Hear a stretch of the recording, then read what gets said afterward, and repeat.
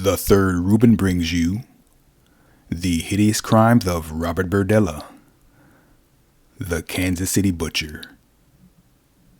Robert Berdella documented every step of his killing spree in his Kansas City, Missouri home by taking copious notes and taking pictures of his intimately assaulted and tortured victims. In 1988, a calm spring night in Kansas City's famed Hyde Park was upended when a man who was being held captive and had nothing on his neck but a dog collar jumped out of the second-story window of Robert Berdella's home. After crashing into the ground, he fled to a nearby meter maid, who then dialed 911. After obtaining a search warrant, the police entered this modest home and found a parade of horrors. They found a human skull and human vertebrae inside a second-story closet that had been marked where they had been cut with a bone saw. They found another partially decomposed human head buried in the backyard. They entered the basement and discovered huge blood-stained barrels, the personal effects of 2 missing persons, and a pile of old Polaroid pictures showing tortured and intimately assaulted naked men. A stenographer's pad that painstakingly described the kidnapping, torture, ravishment, molestation, and murder of 6 young men from the neighborhood was also discovered by them. One of the most insane serial killers in history, the Kansas City Butcher, was the owner of this house at 4315 Charlotte Street. The man who would become this horrifying killer was born Robert Andrew Berdella Jr. on January 31st, 1949 in Cuyahoga Falls, Ohio. He was raised in a deeply devout Roman Catholic family in the early 1950s. Robert Berdella had been a recluse since he was young. His high blood pressure, speech impediment, and severe nearsightedness made him an easy target for bullies in his neighborhood. This included his father, who would mistreat the young child by not being athletic by hitting and swearing at him. But by the time he was in his mid-teens, Berdella was starting to feel more assured. Realizing he was homosexual gave him a certain amount of self-assurance, even though he kept it a secret. For the remainder of his life, he would act rudely and condescendingly toward women, especially as a result of this confidence. Robert Berdella enrolled in the Kansas City Art Institute after receiving his high school diploma in 1967. He was finally able to express himself and be open about his homosexuality in college. Despite showing promise as an artist, he would soon be enmeshed in drug use and small-time drug sales. He also started torturing and killing animals at this time. Following a severe backlash from the Institute's administration over an artwork in which he tortured, killed, and cooked a duck, Berdella left college and moved into a home in Kansas City, Missouri's Hyde Park neighborhood.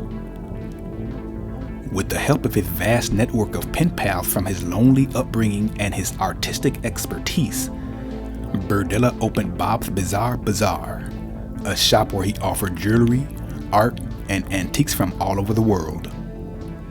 Robert Berdella spent a great deal of time in the 1970s and early 1980s mentoring runaways, drug addicts, petty criminals, and male prostitutes.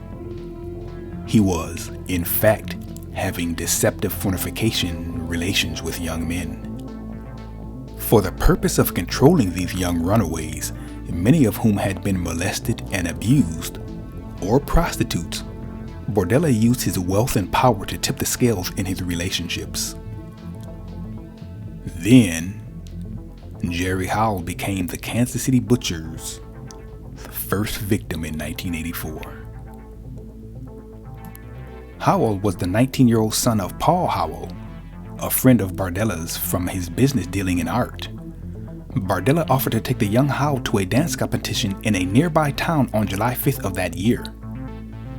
Robert Berdella gave the young man alcohol while driving and then gave him drugs like acepromazine and Valium.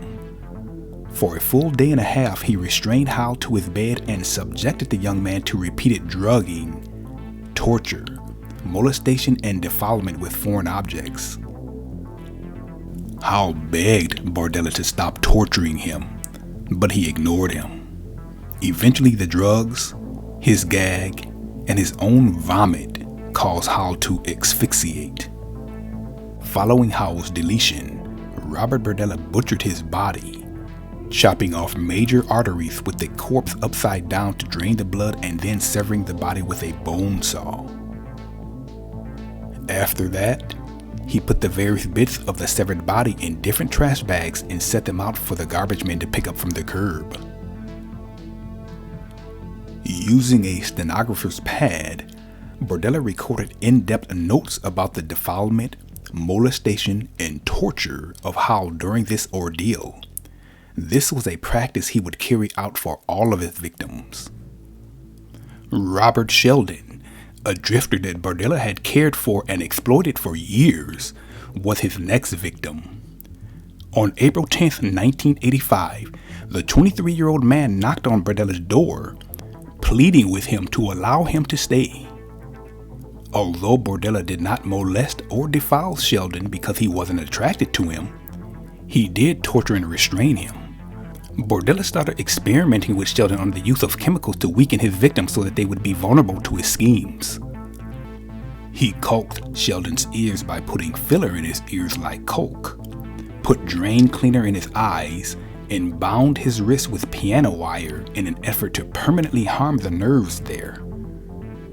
In addition, he inserted needles beneath Sheldon's fingernails. Bob Berdella made the decision to suffocate Sheldon and dissect his corpse before disposing of it when workers were due at his house. When Robert Berdella discovered Mark Wallace trying to sleep in his shed the following June, he was brutally deleted. Wallace was one of his friends who had run away. Wallace was given drugs by Berdella, who also gave him electrical shocks with high voltage and inserted hypodermic needles into his back. Following several days of this relentless torture, Wallace passed away and his body was also dismembered and disposed of. The following month, Berdella received a call from another friend, Walter James Ferris, asking if he could stay at his home. When Ferris got to Berdella's house, he bound him to the bed and shocked his genitalia with 7,700 volts of electricity for 2 days, torturing him until the abuse claimed his life. At a local park the following year, Berdella ran into Todd Stoops, a former male prostitute who had previously stayed with Berdella. Stoops was taken back to Berdella's place for lunch. There, Berdella drugged Stoops and imprisoned him for weeks inside his home. He repeatedly defiled, molested, and ravishly assaulted Stoops in an attempt to make him his subservient, intimate slave. He also attempted to render him mute by injecting drain cleaner into his larynx and trying to incapacitate him through electrical shocks to his eyes. After Berdella's fist tore open Stoops' rectal cavity, Stoops eventually passed away from blood loss. With 20-year-old Larry Wayne Pearson, a man he had met working at his shop, Berdella pursued this endeavor in 1987. After Pearson made a lighthearted reference to his habit of robbing gay men in Wichita, the Kansas City butcher made the decision to delete him. After giving Pearson a drug, he proceeded with his tormenting methods, which included binding, electric shocking, and injecting drain cleaner into Pearson's throat in an attempt to render him unconscious. Using a metal bar, he also broke one of Pearson's hands. During an act of forced fellatio, Pearson finally snapped and bit Berdella's penis deeply after 6 weeks of forced defilement and torture. Pearson was then fatally beaten and strangled by Berdella. The last victim of Berdella's kidnapping was Christopher Bryson, a male prostitute who was 22 years old and whom he had approached for copulation on March 29, 1988. When he got to Berdella's house, he used a metal bar to knock the prostitute unconscious and then bind him. The same techniques of torture and maltreatment used on Berdella's earlier victims were applied to Bryson. However, Bryson was able to win over Berdella's confidence and eventually convince him to tie his hands in front of him as opposed to the bed. Subsequently, Bryson made his spectacular escape through a window after Berdella unintentionally left a box of matches in his room. he grabbed the matches and burnt through his ropes. Robert Berdella was apprehended and charged with the deletions of 6 men shortly after gathering evidence from his house and speaking with the alleged butcher. Berdella agreed to a deal that spared him the death penalty in exchange for life in prison without the possibility of parole and a guilty plea. On October 8, 1992, while incarcerated at the Missouri State Penitentiary, he suffered a heart attack and passed away at the age of 43. Hence, the Kansas City Butcher, one of the most horrifying serial killers in contemporary history, came to an end. This has been a Third Reuben production.